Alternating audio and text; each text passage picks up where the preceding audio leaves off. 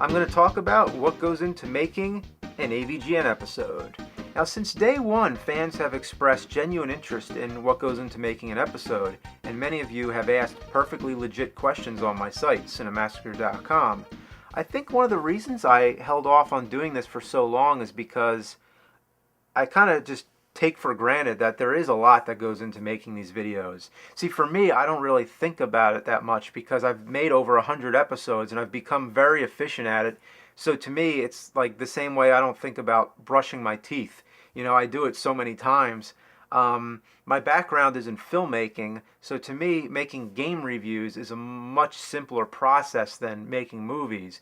Hello, this is Doug Walker, and next to me is... Hello out there! He looks further away, it's the wide angle. I look like I'm 8 feet from you. I'm gonna squash your head, hold on. There we go. Okay, anywho. This is my brother, obviously.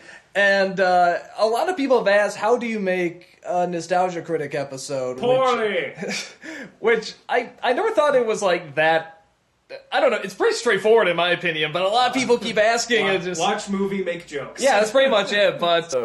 So this is the point of no return. I'll get out my laptop or a notepad and I'll start writing down notes. What am I writing? Anything I think I might want to use for the video. I come across something in the game and I'm like, oh, I'm going to want to remember that. I write it down. And a lot of times Mike is here and he'll be helping me out write the notes. Sometimes I'll be playing and then he'll be writing the notes so I don't have to keep pausing and doing double duty. Most of the time it's just me. I'm also writing down the time codes for everything that happens. You can see the time code right on the DVD recorder. It's going to be handy later to be able to find all these parts again, because I might have hours and hours of footage and then I'll just be scanning through to, try to locate this. So writing down the time code and all that, it may seem like a lot of extra work at first, but in the long run, it's going to save a lot of time. Alright, so you've seen us watch the movie and we just sort of shout jokes at it, and usually the way the script sort of looks, these are just sort of very basic notes, like love the soundtrack. That just reminds me of talking about the fact there's no music. Closest thing to Oscar we'll ever see. I remember that was something in the credits. It looks like Bubble in Space. The credits gave up for a second, and then I guess they came back. All black and a white wall. Not smart.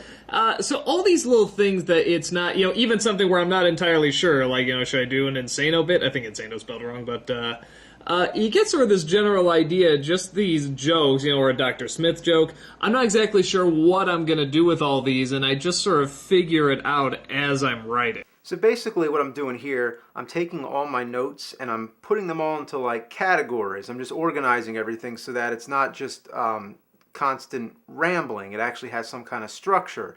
Like I'll take all the parts where I'm talking about the graphics and I'll put that all in its own section. And then I'll take all the parts where I'm talking about weird enemies and I'll do the same for that. And I'll kind of structure the whole script so it has like a beginning, a middle, and an end. A lot of bad habits I have are tongue twisters, sentences that go on too long, unintentional rhyming, unintentional alliteration, words that repeat too often. And whenever I use the same word a lot, like the Ninja Gaiden video, the original script I said impossible like 5 times, so I changed it, and basically I proofread the script, and then if I see a word repeated too often, I use a thesaurus. So I think using a thesaurus is very important. It helps a lot. Okay, so it's the next day. This is filming day, and I'm going to give you an idea just what my scripts look like. And as you can see, hold on, they're not incredibly professional looking. Usually what I do is I just write them all out like that. There's no paragraph indents or anything at all. I don't even write the line hello on the Nostalgia Critic, because I know I'm going to say it. Now, you might be wondering what the red is about. Well, the red is to remind me of anything that needs to be shot that isn't just at the traditional background. Like here, I have a little thing that says conducting coffee, and that's just a note to remind me that I have to do a scene where I'm conducting the coffee maker. Or what else here? We got a scene where I'm acting as, let's see, the president of Astra. I'll probably do that against a green screen. And here's another one where I'm going to do like the stand-up comedian. Also, whenever there's a picture that Jim J. Ross needs to Photoshop, I'll usually put that in red as well. And the next step is the shooting. Notice how I put certain paragraphs in boldface. That's because these sections are intended for on-screen, meaning this is when you see the nerd. So once I finish the script, it's time to record the voiceover. Equipment, nothing special. Samson mic, about $50. Pop filter, about $30. And a Alesis mixer, about $100.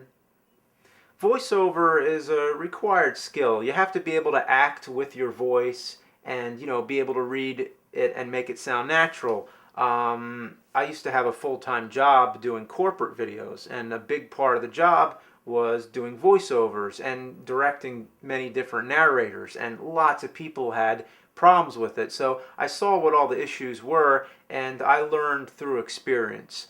But still, I'm not perfect. Now this is going to show you the height of my unprofessionalism. Whenever I have to say something that I know I don't sort of want this echo around, I don't use a microphone. This is really lame. I just get really close to the camera, and the microphone is about right here, so I just sort of put my lips relatively close to the camera.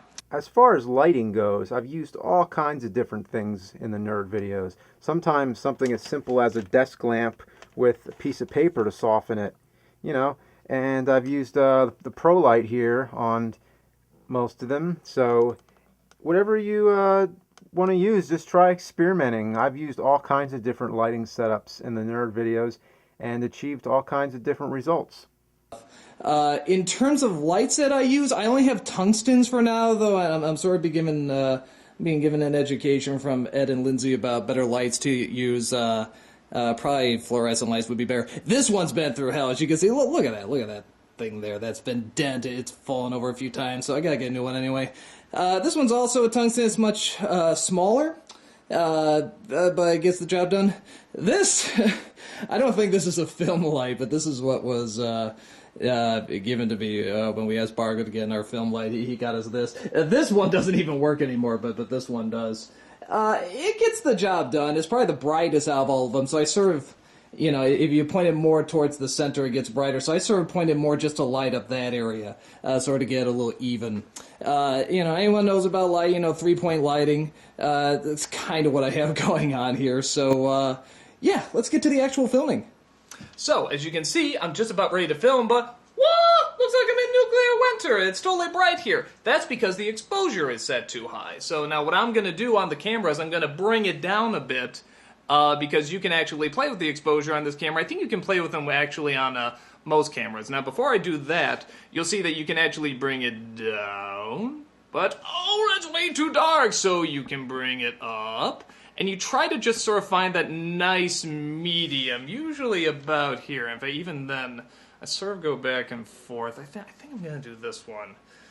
Color correction is something that I also got to do. Even though this is less cinematic than a movie, still I got to adjust the colors.